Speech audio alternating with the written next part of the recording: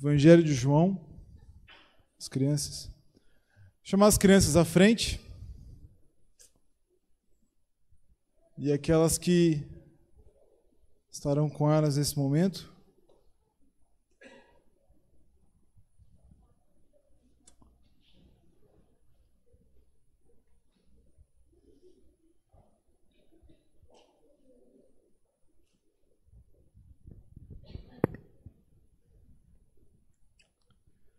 Isso, estenda uma de suas mãos em direção a elas. Vamos orar por elas. Senhor amado, nós agradecemos, Pai, por essas crianças. Pedimos que o Senhor fale o coração delas, que elas possam realmente celebrar a Páscoa do Senhor e viver para a Tua honra e para a Tua glória, Senhor, conhecendo totalmente o Teu amor, Senhor. Em nome de Jesus, Pai, que pedimos e agradecemos. Amém. Ok, irmãos, enquanto elas se retiram, abra comigo em João, capítulo 20, versículos 19 até o 23. João, capítulo 20, versículos 19 ao 23.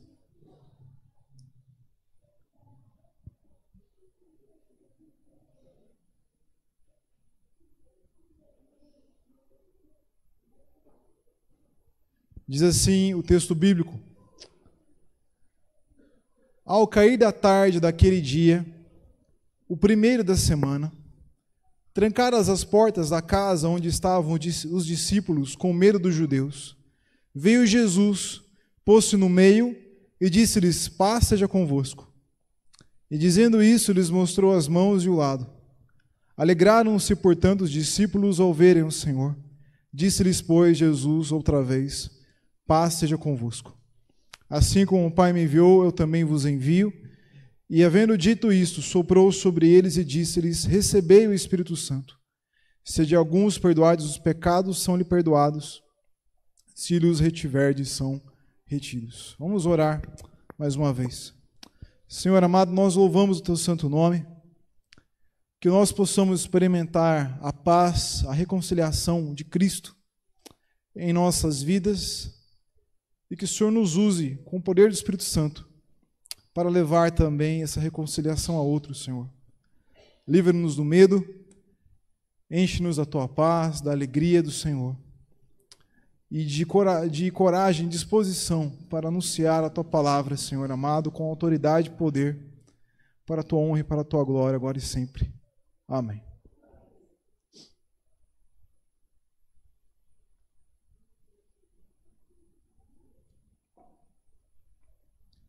Bom, feliz Páscoa a todos. Faz um bom tempo já que a Páscoa tem se esvaziado no seu sentido. Desde quando era criança, eu não cresci numa igreja. A gente tinha até uma religião, mas nós não éramos praticantes. E eu me lembro que Páscoa para mim não tinha muito a ver com Jesus e ressurreição e coisas do tipo. Eu até sabia que tinha alguma coisa a ver, mas quando eu pensava em Páscoa, eu pensava realmente em acordar domingo de manhã e correndo para a cozinha abrir o ovo de chocolate que meus pais tinham comprado. E se isso era assim há uns 30 anos atrás, quanto mais hoje. Se você perguntar para as pessoas hoje qual o real significado da Páscoa, elas não vão saber dizer para você. Se você perguntar por que Jesus morreu e ressuscitou, as pessoas não vão saber dizer para você. Elas não vão saber dizer que Jesus morreu na cruz para trazer o perdão dos nossos pecados e ressuscitou para que nós tenhamos um relacionamento eterno com Deus. Que na cruz houve uma reconciliação entre nós e Deus. Provavelmente o que elas vão dizer é que ou Jesus morreu como vítima das circunstâncias, como uma vítima indefesa das circunstâncias, ou que Jesus, ele morreu como um exemplo de como nós devemos ser fiéis a Deus até a morte, nós devemos ser pessoas pacíficas, mesmo em face da violência. Alguns talvez digam que Jesus, na verdade, não ressuscitou, que a ressurreição é um mito. E outros ainda digam que o próprio Jesus é um mito, que ele nunca existiu. E não apenas Jesus, o significado da Páscoa tem sido esvaziado, mas ele tem sido totalmente rejeitado. As pessoas fazem questão de não crer em Jesus e fazem questão de se colocar contra qualquer expressão religiosa que tenha fé em Jesus. Entre várias razões, uma das principais é o seguinte: se Jesus morreu na cruz por nós, morreu pelos nossos pecados, isso significa que nós não somos boas pessoas. Isso significa que nós precisamos de um Salvador, de alguém que perdoe os nossos pecados, que nós não somos bons o suficientes para nos aproximarmos de Deus. E é justamente o contrário do que as pessoas querem acreditar sobre si mesmas. Elas querem acreditar que são ótimas pessoas. Pessoas que quando erram, erram por ignorância, porque não tiveram tempo para tomar uma decisão de maneira correta. Estavam no calor do momento e por isso agiram errado. Mas a cruz, em primeiro lugar, nos diz que nós somos pecadores, que a menos que Deus faça alguma coisa por nós, não há esperança de salvação para nós. Que nós não somos dignos de um relacionamento com Deus. E que é necessário a morte do próprio Filho de Deus para que isso aconteça. E de fato há várias pessoas que se escandalizam com isso.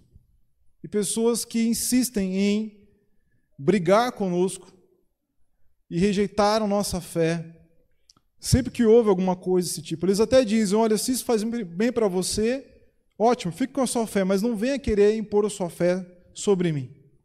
Porque são pessoas que acreditam que toda expressão religiosa ou serve para iludir as pessoas, ou serve para roubar o dinheiro das pessoas, ou serve para você impor as suas regras que impedem as pessoas de serem quem elas acham que são.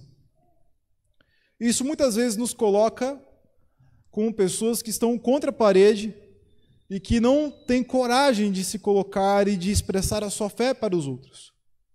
Talvez faça muito tempo que você não fale da sua fé verdadeiramente para alguém.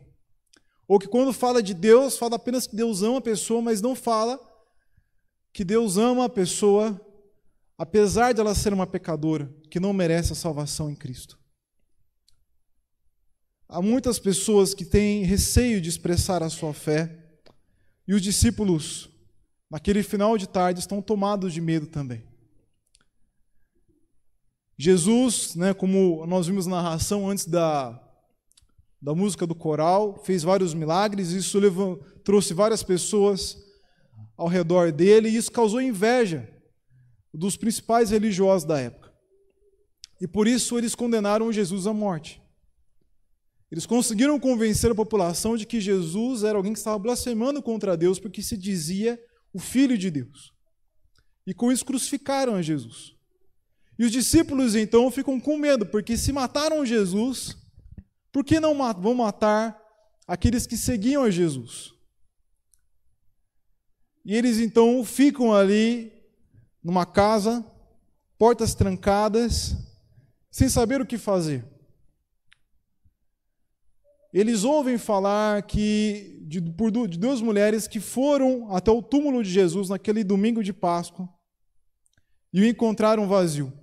Dois deles, Pedro e João, vão ao túmulo ver se as coisas são mesmo assim, e vem o túmulo vazio, mas nenhum deles consegue entender que Jesus ressuscitou, porque nenhum deles compreendia que era necessário que o Messias, que o Cristo, o Rei que traria um novo tempo, o reino de Deus, a paz de Deus ao mundo, teria que morrer e ressuscitar.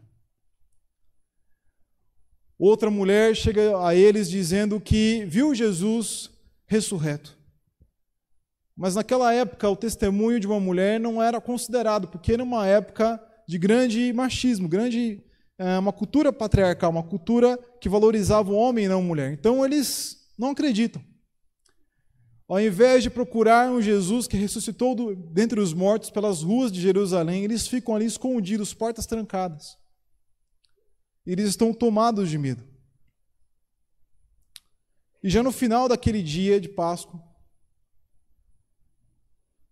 quando o sol começa a se pôr, Jesus aparece no meio deles. As portas estão trancadas, mas Jesus aparece diante deles e diz: paz seja convosco. Aquela era uma saudação muito comum, né? Como alguns crentes gostam de falar, paz do Senhor, ou a gente fala às vezes, Deus te abençoe. Ele diz, paz seja convosco, mas naquele domingo, aquela expressão tem um significado especial, porque Jesus veio trazer reconciliação. O Jesus ressurreto veio trazer reconciliação, em primeiro lugar, entre nós e Deus. E Jesus então diz, paz seja convosco. A palavra paz quer dizer que não há mais inimizade, não há mais algo que nos separa de Deus. Os nossos pecados nos afastavam de Deus. Eles eram como algo que nos colocava sobre a mira de Deus, como se colocasse um alvo para que Deus derramasse a sua ira contra nós. Porque todo pecado é uma ofensa a Deus. Todo pecado é um crime contra as leis de Deus. E, portanto, os nossos pecados nos colocavam contra Deus. Os nossos pecados nos tornavam merecedores da condenação eterna. Mas Jesus Cristo morreu na cruz para receber a ira de Deus que deveria estar sobre nós. O alvo que estava em nós foi tirado de nós e colocado sobre Cristo. E Cristo pagou pelos nossos pecados e ressuscitou para que nós tenhamos agora uma reconciliação com Deus, para que entre nós e Deus haja paz e haja um novo relacionamento. De fato, agora para nós está a paz, nós cremos em Cristo. Agora não há mais condenação para aquele que crê em Jesus, mas agora há um novo relacionamento. Um relacionamento de amor eterno, porque foi por esse amor que Cristo veio a morrer na cruz por nós. João capítulo 3,16 diz que Deus nos amou e por isso enviou Jesus para morrer na cruz por nós, porque Ele desejava que nós tivéssemos um relacionamento com Ele. Mas a palavra paz para os judeus significa muito mais do que apenas não ter um problema com Deus. A palavra paz significa que há uma harmonia, que há uma vida perfeita, em que todas as coisas cooperam ao invés de se colocar umas contra as outras. E todos nós podemos sofrer com coisas que colocam contra nós. Nós podemos ficar doentes, por exemplo, e organismos microscópicos se colocarem contra o nosso organismo. Nós podemos estar contra nossos pais, nossos irmãos, nossos cônjuges, nossos filhos dentro de casa. Nós podemos viver países que estão em guerra. Nós podemos ver um meio ambiente que está em crise, em que animais atacam homens e homens destroem a natureza. E a paz de Cristo significa um conserto para todos esses problemas. A paz de Cristo significa que agora é uma nova ordem, é uma ordem do reino de Deus, que está sobre todas as coisas. E Jesus Cristo nos diz que essa paz, essa nova ordem, esse reino, agora foi inaugurado. Portanto, não há mais motivo para nós termos medo. Quando eles percebem que Jesus está ali, que Jesus proclama a paz, alguns deles começam a crer, mas alguns ficam com dúvida. E Jesus então mostra as suas feridas nos punhos e no lado, para que eles percebam que de fato Ele ressuscitou. E percebendo que Ele de fato ressuscitou, que agora eles têm uma participação no reino de Deus, porque a ressurreição dos mortos, segundo a cultura judaica, só aconteceria na presença do reino de Deus, essa paz de Deus. Eles são tomados de uma grande alegria. E essa mesma alegria está disponível a nós hoje. Porque para nós agora, ao invés de receio, ao invés de medo, a paz. Ao invés de preocupações com relação ao futuro, a certeza do cuidado de Deus a cada dia das nossas vidas. A certeza de que apesar de sofrimentos, Deus nos manterá no caminho dele, no caminho da salvação, no caminho da fé. Custe o que custar. Nada pode arrancar esse relacionamento que foi construído entre nós e Deus pelo próprio Jesus Cristo, porque essa é uma paz que agora veio para ficar em nossas vidas. Jesus ressuscitou para que houvesse reconciliação entre nós e Deus. E isso deve nos encher de alegria, porque se essa paz e esse reino durarão para sempre, na volta de Jesus Cristo, e a nossa alegria depende dessa paz, desse reino, Isso significa que para toda a eternidade nós teremos uma alegria eterna. Nós teremos uma alegria sem fim, porque não haverá nunca mais, depois da volta de Jesus, nada que possa nos impedir de nos alegrarmos. Não haverá mais mortes, não haverá mais doenças, não haverá mais brigas, não haverá mais problemas, porque Deus cuidará de nós, em cada mínimo detalhe das nossas necessidades, e será conosco para todo sempre, porque Ele derramou a sua paz sobre nós. Jesus ressuscitou para que houvesse reconciliação entre nós e Deus. Mas Jesus também ressuscitou para que houvesse reconciliação entre o mundo e Deus através de nós.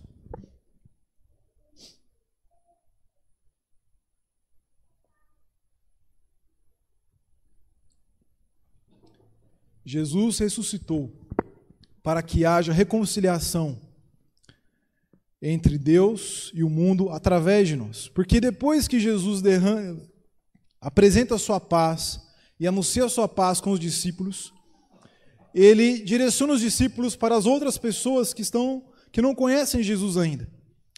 E Jesus os comissiona, os envia, Jesus os capacita e Jesus lhe dá autoridade para falar em nome dele.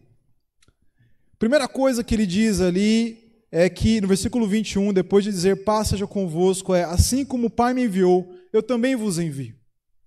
Jesus foi enviado pelo Pai para manifestar quem Deus é, para manifestar a glória de Deus, o caráter de Deus. E Jesus fez isso de várias formas.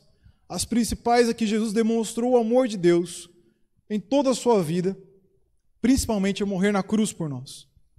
Em segundo lugar, Jesus também demonstrou a glória de Deus, quem é Deus, ao ensinar sobre Deus, ao revelar a verdade que nos traz uma mudança de vida, que nos santifica. E em último lugar, Jesus manifestou a presença do reino de Deus através dos seus milagres. E Jesus nos envia dessa mesma forma para fazer as mesmas coisas. Ele nos envia para demonstrar o amor de Deus. Quando nós amamos uns aos outros, Jesus diz, todos sabem que nós somos discípulos dele. Será que a sua vida tem sido uma vida que manifesta esse amor? Será que as pessoas podem olhar para você e dizer, eis aí um discípulo ou uma discípula de Jesus?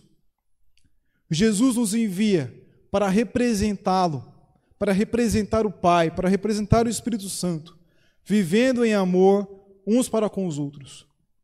Assim como Jesus morreu na cruz por amor a nós, nós também temos que morrer para os nossos interesses, para as nossas prioridades, em favor dos outros.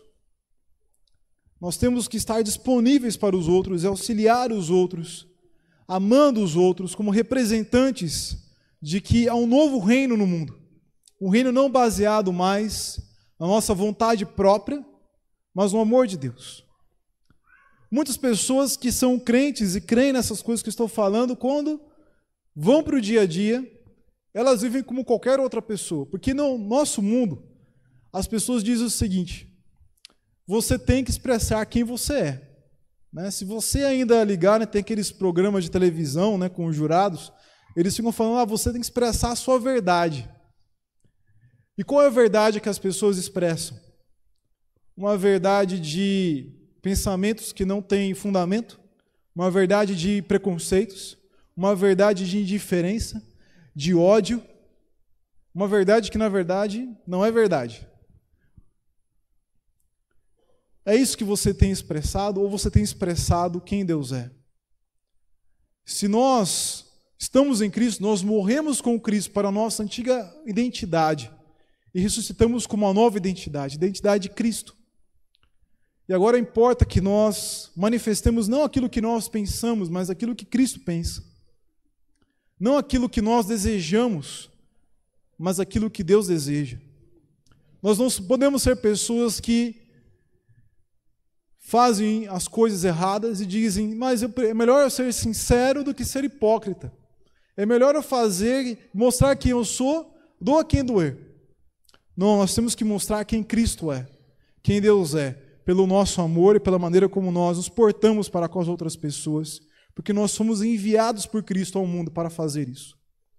Como eu disse, Jesus ele foi enviado para fazer isso, mas ele também foi enviado para revelar a verdade sobre o Pai no seu ensino.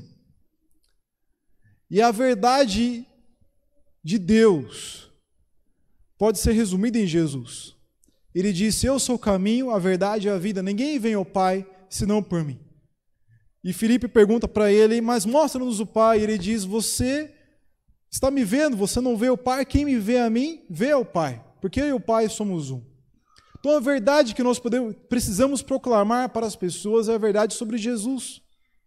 Nós precisamos proclamar que Jesus é o nosso Criador, que nós somos criados à imagem e semelhança de Deus para representar a Deus, principalmente no amor ao próximo, mas também numa vida de obediência aos mandamentos de Deus.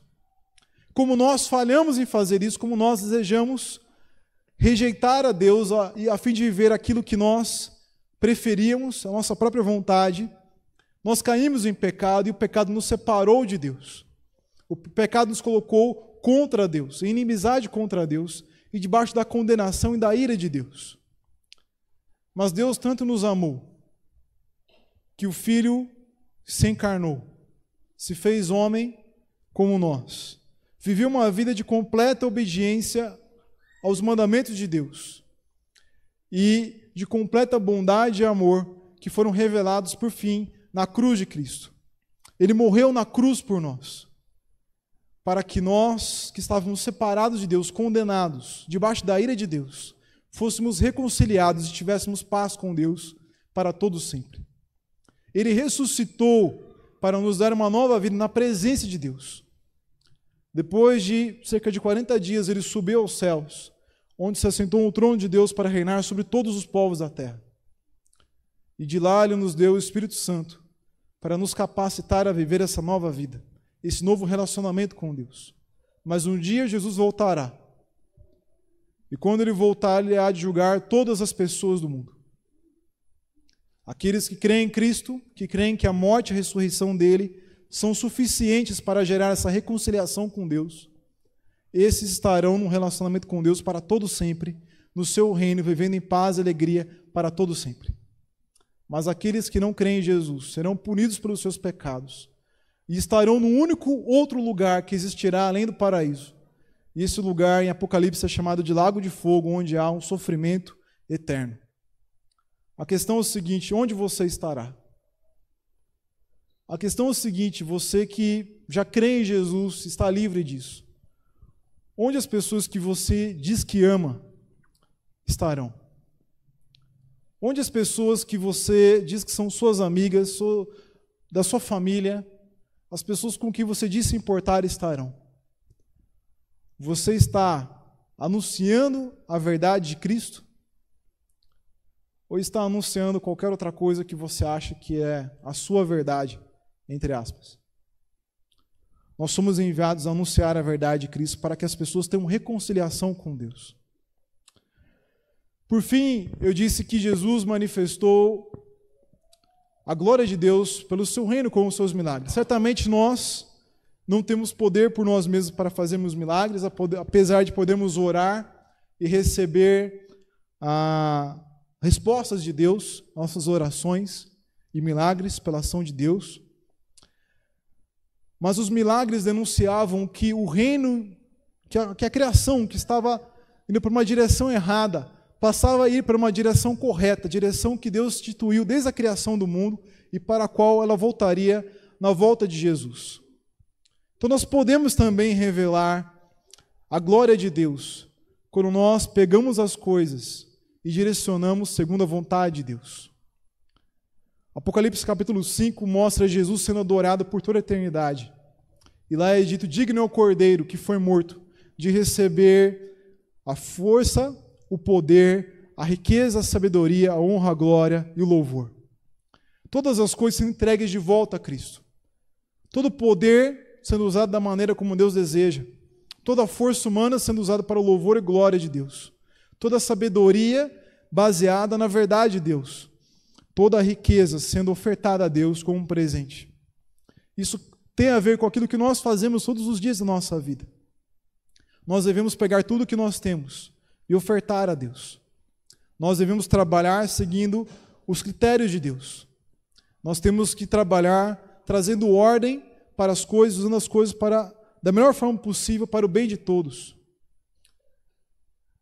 O caso de um administrador, o caso de um gerente, o caso de um político que cuida dos bens públicos, o caso de uma dona de casa, de uma empregada doméstica, que traz ordem à bagunça, né, que a gente vai criando durante os dias e que usa todos os recursos da casa onde está, do trabalho onde está, da cidade onde está, no caso do político, para o bem de todos, como Deus nos criou para ser em Gênesis, capítulo 1 e 2.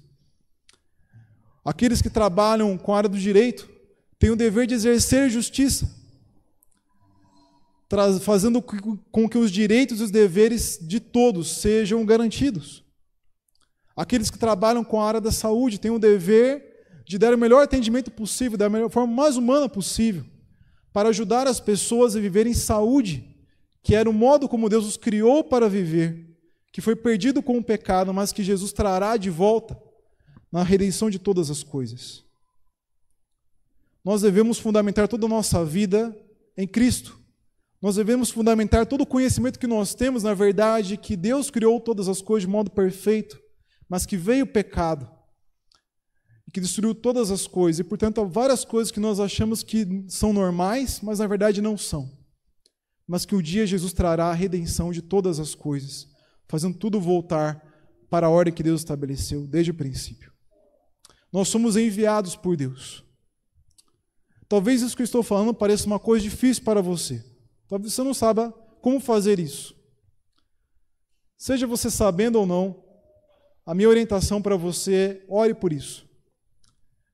Durante essa semana, ore para que Deus use a sua vida para representá-lo, para que você represente a Jesus em tudo que você fizer, mesmo que você não saiba muito bem como fazer isso.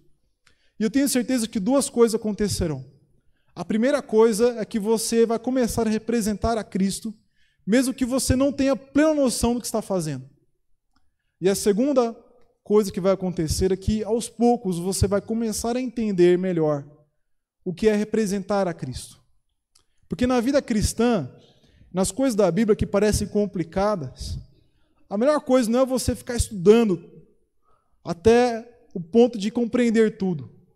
A melhor coisa é você começar a estudar, mas também a praticar. E com isso você vai começando a entender aquilo que deve fazer. E o começo de toda a prática é pela oração. É dizer: ei, Senhor, eu estou aqui, envia-me a mim, eu quero ser usado pelo Senhor, eu quero representar ao Senhor hoje. E que você ore, então, a cada manhã, para que Deus te use para representá-lo diante das pessoas, em cada encontro que você tiver, em cada situação que você viver. Mas Deus vai fazer isso? Qual a garantia que eu tenho de que Deus fará isso? A ação seguinte de Jesus é que Ele não apenas enviou os discípulos, mas Ele os capacitou, Ele soprou sobre eles o Espírito Santo. E é o Espírito Santo quem capacita-nos a fazer a vontade de Deus. É Ele quem nos dá o seu fruto, o amor no nosso coração, para que nós amemos o próximo.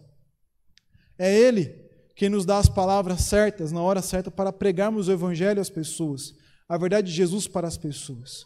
É Ele quem convence a pessoa que ouve sobre Jesus, do seu pecado, da justiça de Deus, do juízo de Deus, para que ela possa crer e ser reconciliada com Deus. E esse soprar do Espírito Santo, essa palavra soprar, aparece numa tradução de Gênesis 2, quando Deus criou o homem e soprou nele o seu Espírito. Soprou nele para que ele fosse um ser vivo. Quando Jesus sopra o Espírito Santo, e isso é uma amostra grátis do que ele fará algumas semanas depois, quando sopra o Espírito Santo sobre toda a igreja, ele está nos fazendo novas pessoas, uma nova criação. Pessoas que são diferentes, pessoas que vivem uma nova vida. Não a vida segundo a sua própria vontade, segundo o pecado, mas a vida reconciliada com Deus, a vida a serviço de Deus, a vida que representa a Deus, uma vida restaurada à imagem de Deus. E se nós temos o Espírito Santo em nós, nós também temos autoridade. E por isso Jesus disse: se de alguns perdoardes os pecados, são-lhe perdoados. Se vocês os retiverem, serão retidos. A ideia aqui não é que os discípulos agora vão sair por aí dizendo: você está perdoado, você não está perdoado, você está perdoado, o outro não está perdoado. Mas de que a reação à mensagem dos discípulos sobre quem é Jesus, o modo como as pessoas vão receber os discípulos que estão pregando a Jesus, vai demonstrar se a pessoa foi perdoada ou não foi perdoada. Eu confesso que eu não conheço todas as pessoas aqui. Algumas eu sei que já vi muitas vezes antes. Não sei qual é a sua situação em relação àquilo que nós estamos pregando ou não. Tem pessoas que talvez nos assistam, não sei qual é a sua situação ou não. Mas uma coisa Jesus está dizendo aqui: se você não crê nele, não há perdão para você. Não importa o quanto você se esforce para ser uma boa pessoa, não importa o quanto você seja religioso, se você não crê em Jesus, não há perdão. Mas se você crê em Jesus, os seus pecados não estão mais com você. Eles foram deixados de lado pelo Deus. E agora você está reconciliado com Deus para viver uma nova vida. E como parte dessa nova vida, você é enviado a proclamar essa reconciliação para outros. Então perceba que Jesus ressuscitou para que houvesse reconciliação. Em primeiro lugar, Jesus nos trouxe a paz e uma alegria eternas, porque Jesus ressuscitou para que houvesse reconciliação entre Deus e nós. Mas também Jesus nos envia, Ele nos capacita pelo Espírito Santo e nos dá autoridade para representá-lo, porque Jesus ressuscitou para que houvesse também reconciliação entre Deus e o mundo através de nós.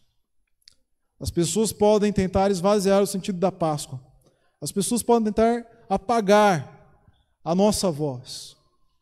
Mas elas não podem mudar o real significado da Páscoa. Porque é um fato histórico.